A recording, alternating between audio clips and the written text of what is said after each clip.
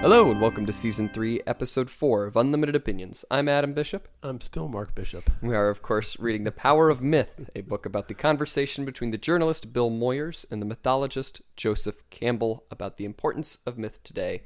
And this is the third chapter that we are now covering about the First Storytellers, in which Campbell talks about where myths originated and other various topics as well.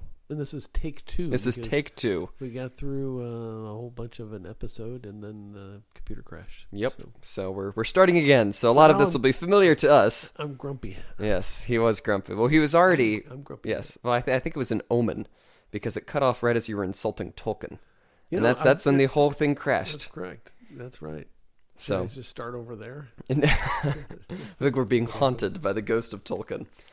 But this the Tolkien past. Yes, the ghost of Tolkien past. He's not in the future anymore. Why not? Well, he's dead. Yeah, but his ghost would be anyway. Oh, okay. I don't even want to go down that path. Even I'm not interested in what I have to say. That's fantastic. It makes it unanimous. So Campbell starts off with talking about how myths live in us. He talks about how myths were designed to harmonize the mind with the body. He says they still live in us today because the stages of human development are the same today as when they were written, because he really believes that myths kind of exemplify the stages of human development. He says that myths prepare us to join society and ultimately leave society in death, and we can learn from these demonstrations of passage from one stage to the next. That's really kind of summarizes his whole point, really, in this whole chapter, is that, we can still learn from these things, and he goes through all, these stages of development and the importance of these rituals and everything. But really, the underlying thing is myths help us to join the greater society and then prepare us to leave the society at death. Did I ever tell you I don't like to generally tell the same story twice or say the same comments twice? So I'm going to say the same thing twice, but yes. It bothers me, even though the listener has not heard it yet. But my point was, and is, that and will be all that. No, convince me I'm wrong. I won't be.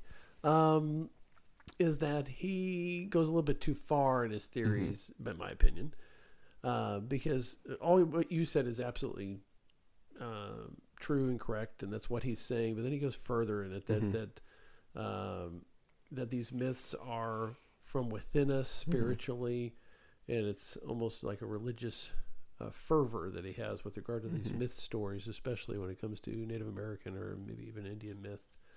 But these myth themes about the spirituality of animals and the death and the transition between death and life and all this other kind of stuff, which is all well and good, but it's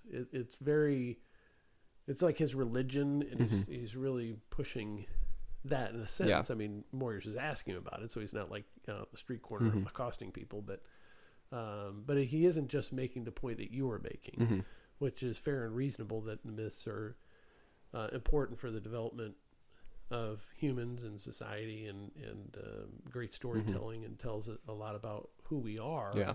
But he goes a little step further. Because what he's saying is, it's spiritually, within us constantly, and kind of we are the myths in a way, and sort of these bringers about of these things. And it's definitely very spiritual, definitely very almost metaphysical as he approaches myths. They're absolutely is. Yeah.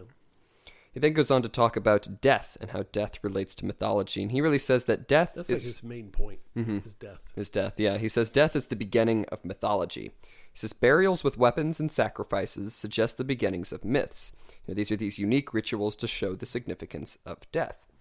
And kind of goes on to say that animal divinities stem from this idea of death, from killing your source of food. He says religions and mythologies really started because we needed rituals of appeasement to keep the relationships with the god of the food source to ensure more food, which we talked about this in the lost recording, the lost files. It was brilliant. It was brilliant, yes. Mind-blowing, even. But Moyers kind of responds to this and like, well, isn't that just sort of bribing the god? And Campbell responds, well, no, it's really a relationship that you're trying to keep intact.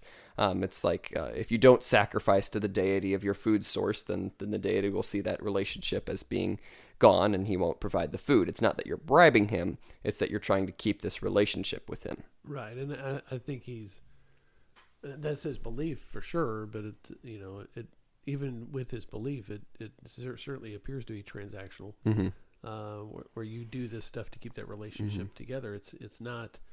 He really is trying to sell that it's this symbiotic relationship between the men or women and the humans and these animals in the spiritual sense.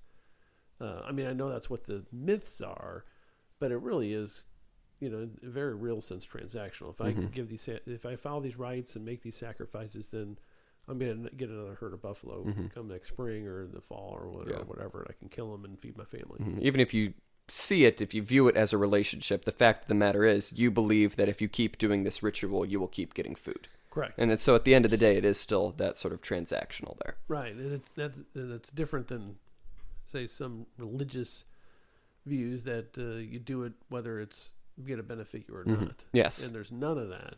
And I think he misses that a little bit. He then goes on to say that myths help ease the guilt of killing. He says you become part of the work of nature when associating killing with a myth. Yeah. And I know you love me reading from the book, so I'm sure you'll love me reading from the book the second time, the exact same thing that you've just heard me. But sure. I like to, he kind of frames it in this story of the Japanese warrior. He says, now there is another story from a totally different sphere of society, of the samurai, the Japanese warrior, who had the duty to avenge the murder of his overlord. When he cornered the man who had murdered his overlord, and he was about to deal with him with his samurai sword, the man in the corner, in the passion of terror, spat in the warrior's face. And the warrior sheathed the sword and walked away. Because he was made angry, and if he had killed that man in anger, then it would have been a personal act. And he had come to do another kind of act, an impersonal act of vengeance. And that's kind of how he frames this whole attitude towards killing in myths, and that, it's not for my sole benefit. It's just I am part of the work of nature. I'm part of this cycle. I'm part of the cogs of the machine. It's just what I need to do to keep nature going. And I had a different comment the first go around, but my comment this time is, what a stupid samurai. I mean, count to 10.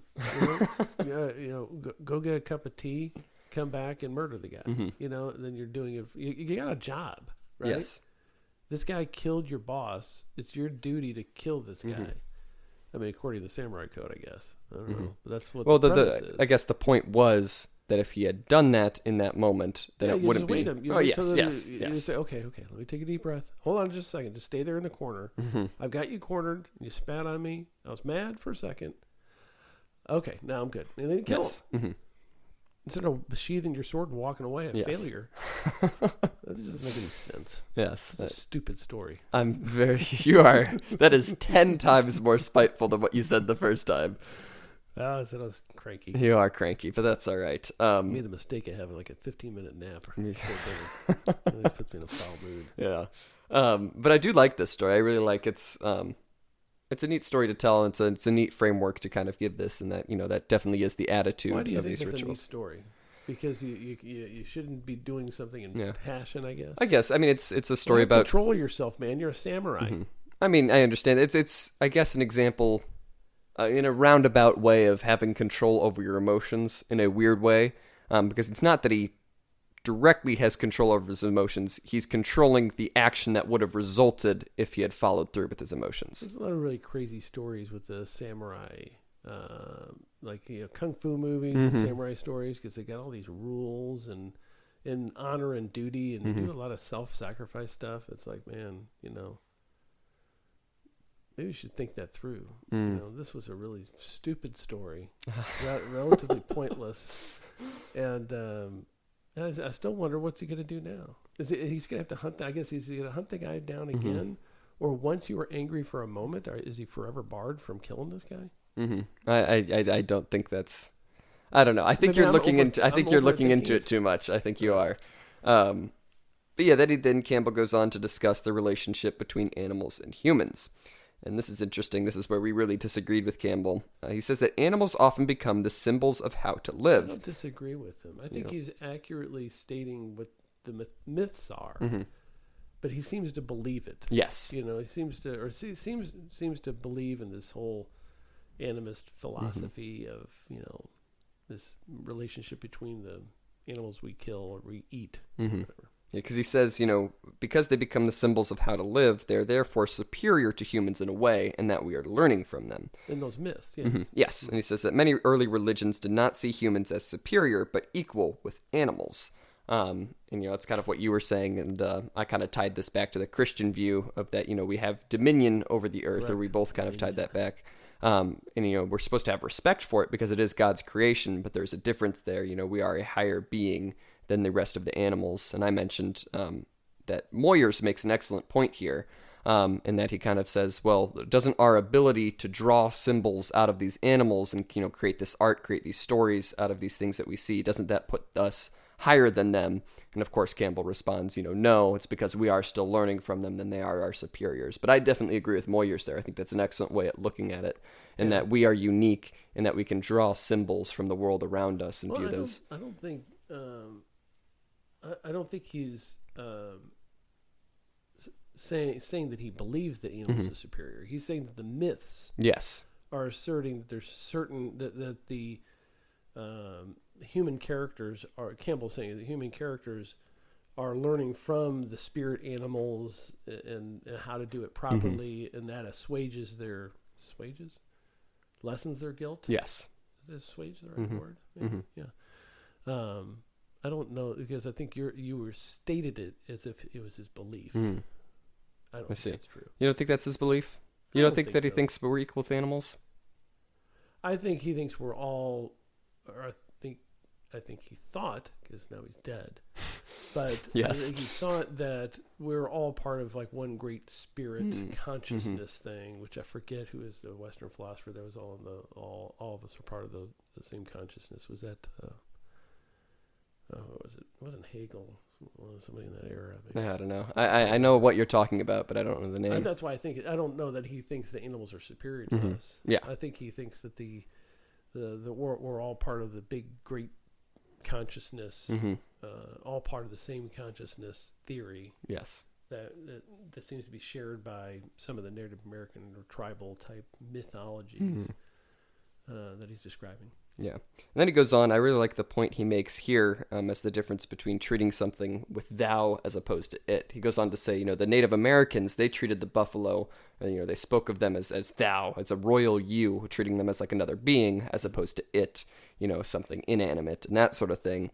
And he says, when thou becomes it, a relationship is ruined. And he kind of points to, war and marriages and children and that sort of thing. When you kind of dehumanize something or put something at a lower level than you, even if just in your language, then it becomes much easier to dehumanize them in a different way. Well, I think it's easy to do that when they're not human. Yes. It's easy to dehumanize the non-humans because they are not human. Yes. You're correct. But he thinks that they're like, spirit animals or whatever. But I think he overstates that one.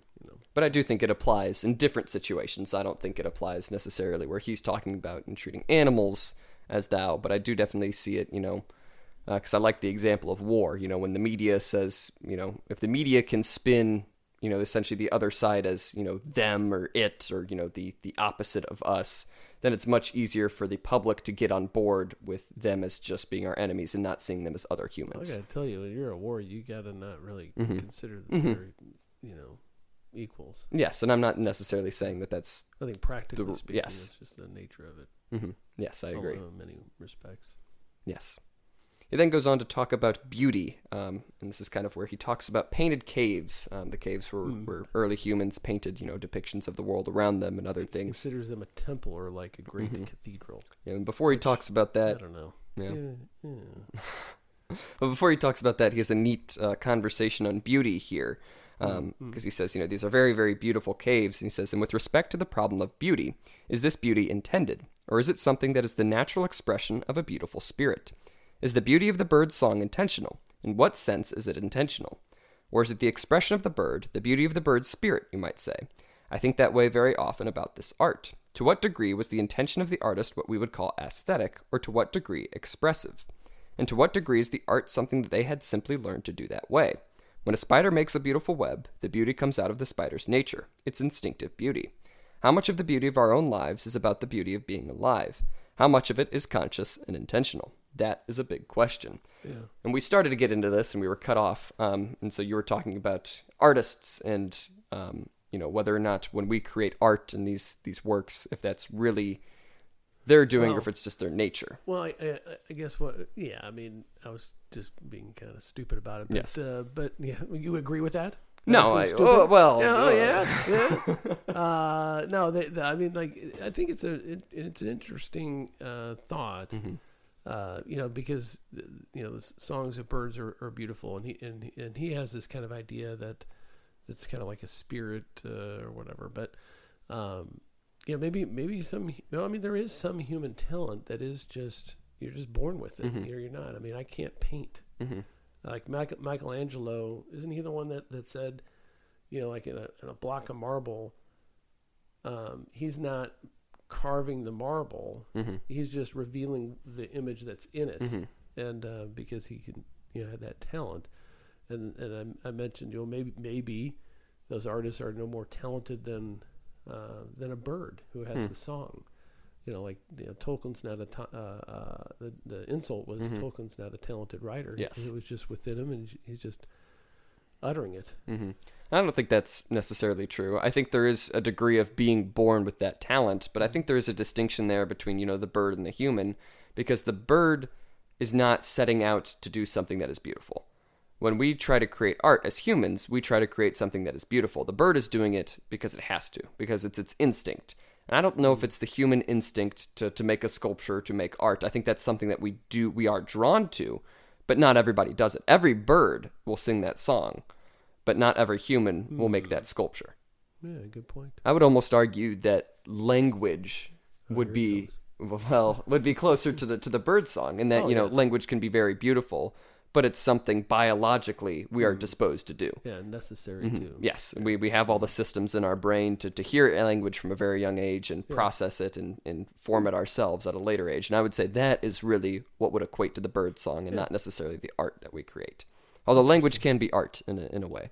Yes, I understand your theory. Yes, yeah, okay. But the way he says it is kind of almost devalues art, don't you think? A little bit. I think a little bit. But I don't know if that's maybe he values the bird's song more. Mm-hmm. Yeah, I don't know if that's his intention necessarily, but I do think it's part of that. The equality with other beings idea there is that our art is the same as a bird's art, and it's instinctual. Yeah, interesting. But he does frame it all as a question. I don't know if he's certain on that himself. Correct. Yeah, yeah. I mean, he wasn't trying to insult him. Yes, it was. I really appreciated that thought. I thought, well, that's really a clever way to look at, a bird song. It's beautiful, but they don't really intend to do it. So what is it really? Is it art? No, it's not. I don't know. But I still think it's beautiful. Sometimes. Yes. Sometimes. It's annoying and loud. Yes.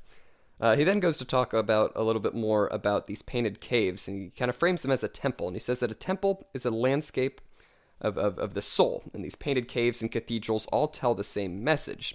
And the message, he says, is the relationship of time to eternal powers that is somehow to be experienced in that place. So really what he's kind of saying here is that these painted caves and cathedrals are the same, and that their goal is to connect us with something that is eternal. It's something finite, something here, a physical space that can connect us with something greater. And I don't think he's necessarily wrong there either. In that, these painted caves were probably that place for early humans, and that, it was a place to gather and worship, perhaps. Either that, or it's just where the rain won't wash it away. that too. That is possible. But I do think that is... I'll save you the story about my recent college trip, which I thought was really interesting the first time. Yes. All right. But I do think there's a degree of truth to that, and that the temples that we make are, designed to bring us in connection with something that's eternal. I think that is definitely the focus of mind. Yes. Yeah. Cross is up there for a reason, man. Mm-hmm. He then goes to talk about manhood or adulthood, in that he talks about many rituals were designed to enter a child into adulthood. Yeah, I agree with that. And he goes on to, he describes a few of them, the Aboriginal, trials that you have to go through, and there really are trials. It's not just, a formality. It's, you undergo, certain physical... We should bring that back. Well, that's kind of, it seems like that's what he's arguing here. Right, yeah. Because he says, we don't have rituals like that anymore, and he kind of says, there are still adults today that still behave as obedient to their parents as they did, 40 years ago when they were children. Right. And he says, that's really a struggle that we have. And so therefore we invent our own rituals. We go see psychoanalysts to kind of break us out of that cycle, or we go to the movies. We talked about that a couple episodes ago, and that, maybe movies are the new myths. And he talks about gangs as well, in which we're creating our new rituals. And I think that is particularly close in that, those are usually certain initiation. I guess you could also argue, joining a frat and things like that. The hazing. Yeah, the hazing. Yeah. But definitely those sorts of rituals are still present, but they're not universal anymore. And that's kind of what he's saying. We don't have an agreed upon set of rituals to enter us into adulthood. Yeah, I was never in a frat, but obviously they can be dangerous if they get carried away. There seemed to be a utility to it. I mean, of course, I never had an experience with it, but it makes sense that you'd have some sort of hazing initiation, right? Because then you're in the club, man. You're one of them. One of us, or whatever the case may be. Yeah, we don't have that in really any other context. Yeah, we really don't. I mean, gangs, from what I understand, do they beat you into the gang, or you have to do a certain bad thing or whatever, and then you're in. But you got the mafia, being a made man. I don't know if they still have mafia in the United States anymore, really. But there's always some rite of initiation, which there's some value to the group for that. Yeah, you either in or you're out. Yeah, he goes on to say that, in these early societies, ungovernable children would often be killed as they were a threat to society as a whole. Right. And he says that there's really no longer this sense of need to put children through any ritual to join society. And I think that's really his big issue here is that, we don't have those agreed upon rituals. We don't have that anymore. And so how does a person really join society today? And I think that's a good question because we don't really have that moment really where you're like, okay, now you're an adult, now you can have these responsibilities and that sort of thing. Right. So it's an interesting question of, how would we put that back into society? Well, I mean, we just have it as each family handles it their own way, and you'll see this in the next few years, different parents handle it different ways as far as how much they baby their kids or how much they just say, hey, you're 18, get out there and get a job or whatever. It's hard to know because there's no formula anymore in the United States. You just do what you think is right, and you kind of pay attention to what other people are doing to their kids and how screwed up they get or how successful they are. Maybe I should or shouldn't do that kind of stuff. But it's it used to be you graduate from high school and you get a job.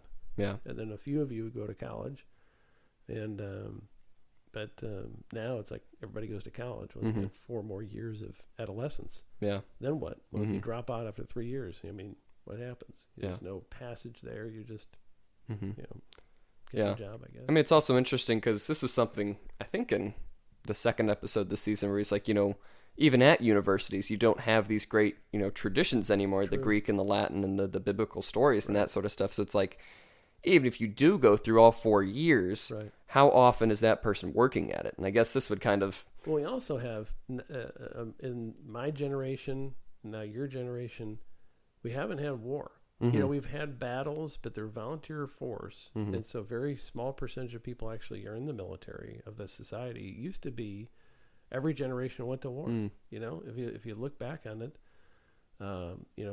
Vietnam War, Korean War, World War II, World War I, you go back, through our American history and world history, every generation's fighting a war. I mean, like a real war, not like, some of them would go off, but like with drafts and all that kind of stuff and recruitment. So, I mean, that was what filled that role back then. But and I'm not saying we should, just to have that ritual or that rite of passage, but it was a different society. Absolutely. He then goes on to describe, where we've lost some rituals. And of course, Campbell grew up as a Roman Catholic, and he sort of describes where we've lost rituals there.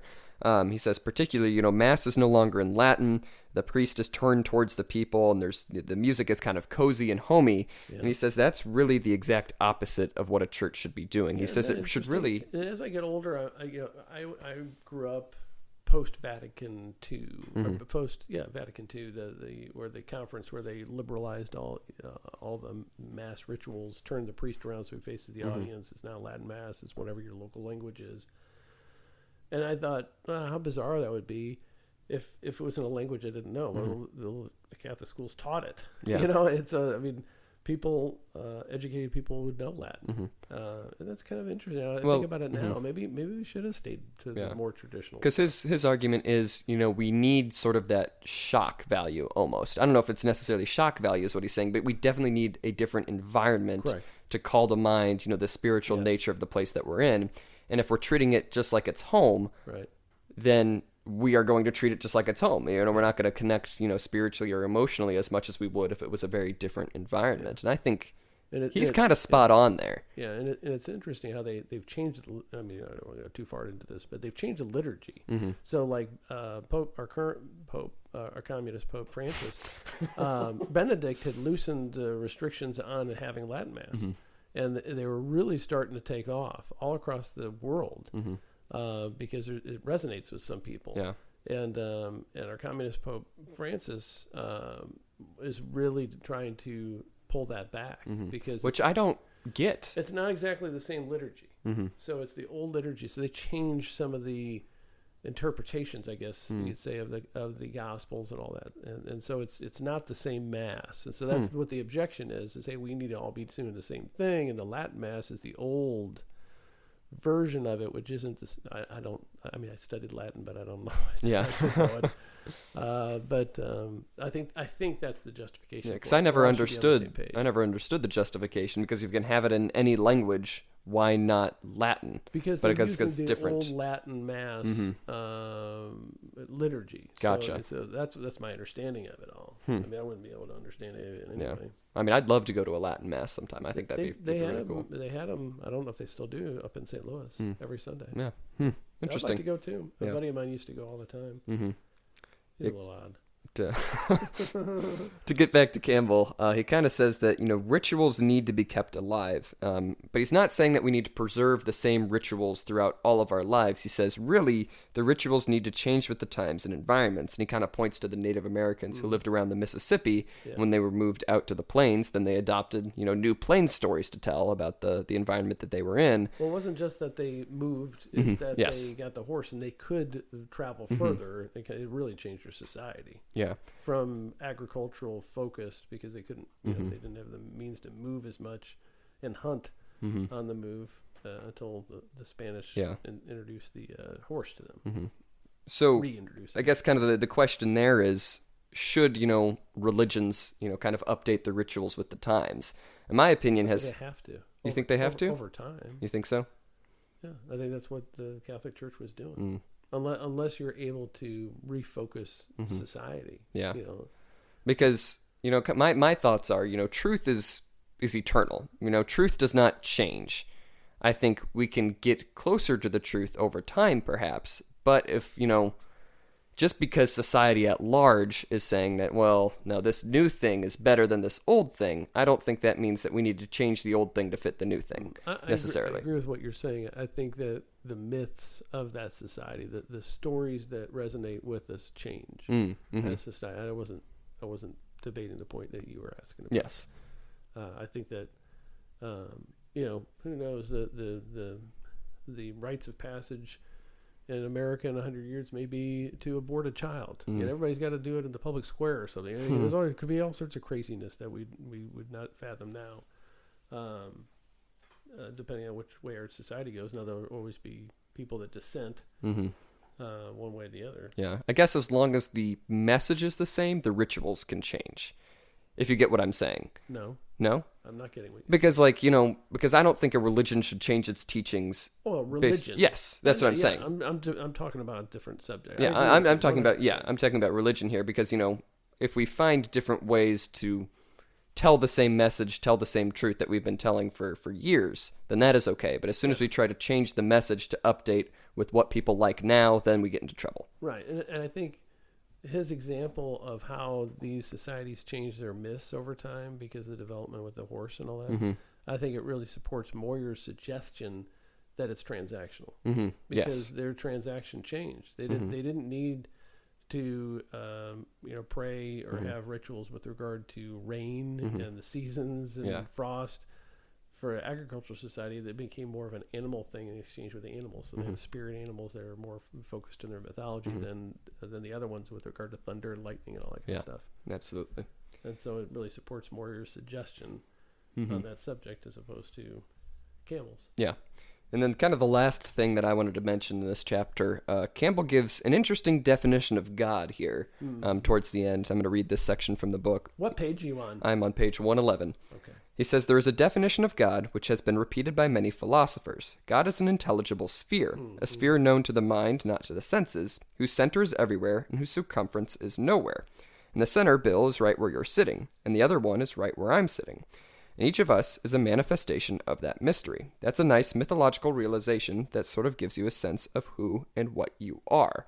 So this is a very interesting definition of God that I'm not too familiar with. But what I can kind of pick up from that is really that the idea that God is within all of us, and God is really within society as a whole, with each person sort of being the center point to themselves, if that makes sense. Yeah, and he would expand it to animals. Mm-hmm. Yes, He and he kind of does all life, and he considers like the environment life too. Yes, the streams, clouds and all that stuff. Yeah. So he's an animist. He's really big on the society as a whole. He kind of bashes a little bit sort of the Western separation of the self from society, Correct. Which I'm not personally a huge fan of because we're both very big on free will and that sort of thing. And I think, if you're saying, well, if you're all just part of the society, if you're all just part of the work of nature, then that kind of robs you a little bit of your free will here. And especially if you're saying, God is, you are kind of the center point of God because of you, but, that's the same for everybody here. Right. I don't know. It's a weird mix of being very individualized and very society-based at the same time. Yeah, if that makes sense. Yeah, it's like a communist. I guess, yeah. Because we're all one. We're all part of it. It's like a Borg. Right? Yeah, from Star Trek, if the listener does not get that reference. Of course the listener knows the Borg reference. Which was a hive mind, alien. Yeah, you'll be assimilated. Everybody knows that. Where everybody becomes one with the Borg. But it's interesting, I think, the way he puts it in that, because it's an attempt to not rob all individualism away, I think. Yeah, he seems to really like the idea of myths being for the proper functioning of society. Mm-hmm. And I think there's a lot of truth to that. Yeah, and so the society has to have common myths that we all agree to. And so I think you're right. I think he bristles at the individuality of a lot of Western culture. Of course, I do too, and to a certain extent with regard to certain common values we should share. But and there's a lot of inefficiency with the individualistic society, but also there's a lot of energy that produces and a lot of creativity that allowing people to make their own choices about all these things and decide what's right or what's wrong is great. Yeah, I guess the issue we take really with that is not that's of course like we're saying we should have common values, common myths, and that sort of thing, but the issue comes up when it's like we all need to be part of the same, spiritual sort of diagram, I guess, and that we all need to be, part of the one same spirit, I guess, if that makes sense. Do we need to be? I guess that's kind of what he's saying. That's what I'm saying. That's where we take issue with that. Correct. Is that, we are not all part of the same spirit. We all have individual spirits and that sort of thing. We have very individualism. It's not, we all think we are the center, but in reality, we're all part of one and the same. Yeah. It's really, we all have that free will and that free spirit to go and do our own thing. And we're like atoms that cannot be, not atom, A-D-A-M. Yes, A-T-O-M. But we're fundamental building blocks that cannot be divided below that unit. And he thinks we're more of like water vapor in a cloud. You're just part of that greater, and you exist in this consciousness, and maybe your consciousness goes with you to the other life, but it's really just part of all the other consciousness that exists and whatever. I take it you don't like that idea very much. Yeah, it's a lot of peyote taking 60s hippie talk. I kind of agree with you there, but I don't know, there's some interesting points here, and I definitely agree. One more question I want to ask you is because he kind of frames everything as myth began when we considered death. Do you agree with that, or do you think myth started somewhere else? I think that's a big part of it. I think I don't hunt, but I know a lot of hunters, and they don't have rituals, but they have a certain almost religious respect for the animals they kill, Mm-hmm. you know, and they view it as a form of conservation and betterment of the community and really of the species that they're hunting. And so there is some of that in there Mm-hmm. that I think is a natural inclination to make sure that you aren't just killing these beautiful creatures just for sport, because Mm-hmm. I think we'd all agree that's evil if you're just going out there just to hunt for sport and not for some sort of utility. And so I think that's kind of a fundamental feeling of any decent person. So I think a lot of those, I think there's a lot of mythology that I think does spring from that. Mm-hmm. He gets more of a spiritual connection. I mean, and a lot of those myths were like spiritual connections between us and the animals. But I think Moyer's suggestion is probably a little more accurate. But getting back to your question, probably, you know, and I think, you know, what the life's great mysteries are about, you know, Mm-hmm. life and death and purpose of your life. You know, why am I here? I mean, it's one of those fundamental questions. You know, Mm-hmm. what is this world? Yeah. Where did it come from? And what's going to happen Mm-hmm. after I die? Yeah. So I think once we became humans, were self-aware whenever that Mm-hmm. happened. I think these kind of stories or religions or whatever you have to have for your own psychological well-being. You have to have some sort of Mm-hmm. belief, Yeah. or understanding or acceptance of Mm-hmm. either there's something there or there's not. And so I think they're fundamental questions, and they're answered in similar ways, Mm-hmm. in a way, because, you know, the creator being and all that kind of stuff. You see Yeah. themes, but I don't know that it's because you feel guilty that you killed a plant. Mm-hmm. You Yeah. know, no, nobody feels guilty Yeah. because they ate a salad. And nobody does. And I don't know that anybody feels guilty for eating an egg Mm-hmm. or a fish. Maybe an octopus, you know, because they're supposed to be smart. Mm-hmm. Maybe dolphin, Yeah. you know, but there's a spectrum there. Mm-hmm.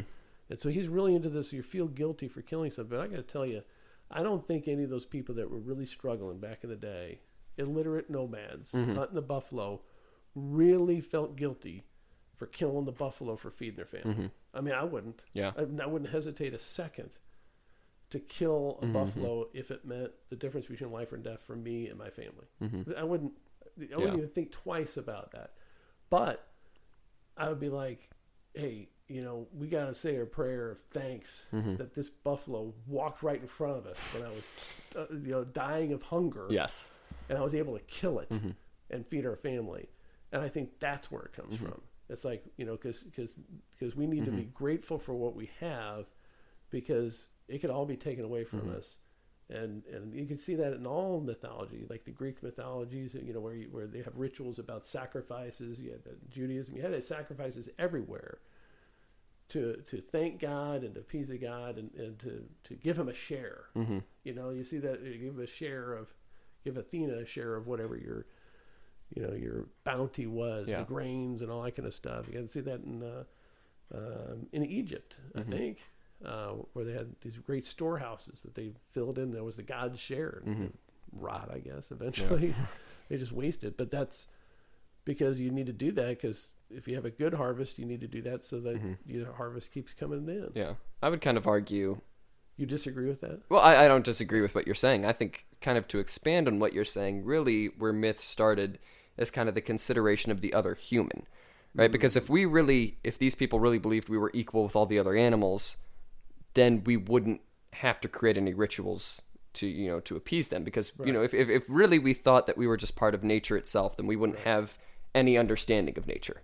Yeah. Is what I kind of think. I think it's really the understanding that we are in some way superior to the animals, looking around and seeing that we have improved beyond them, and then kind of because I think we do have an innate sense of right and wrong within us, and really it's that consideration there of what is right and what is wrong towards my fellow man that created myth, more so than this guilt over killing an animal that I needed to kill to survive. Yeah, it's almost like we have more of a responsibility because we're not just animals. Yes. That we have some sort of agency in the whole thing. And then that of course brings the question of, why? And that's where you turn to God. Yeah. Is because we were created by something that is superior to everything. Right. And I think that's really where myth began. I agree. I think there's Candles full of baloney. I did not say that. I think there's definitely still some truth in the idea of death springing about a lot of that. Right. But I don't think that is the sole reason, as he's kind of saying here. And I don't know if he's saying it's the sole reason, but I think he is saying that is the foundation. The foundation, yes. Right. But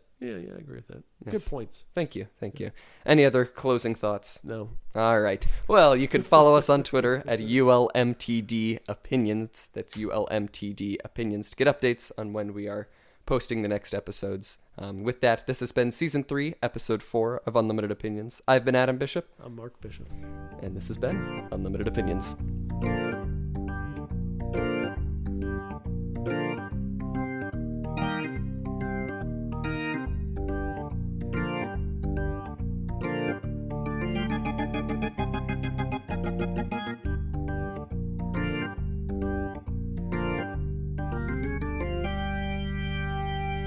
I said that like 3 times, I think. Unlimited Unlimited opinions, yeah, there at the end. That was unnecessary of me.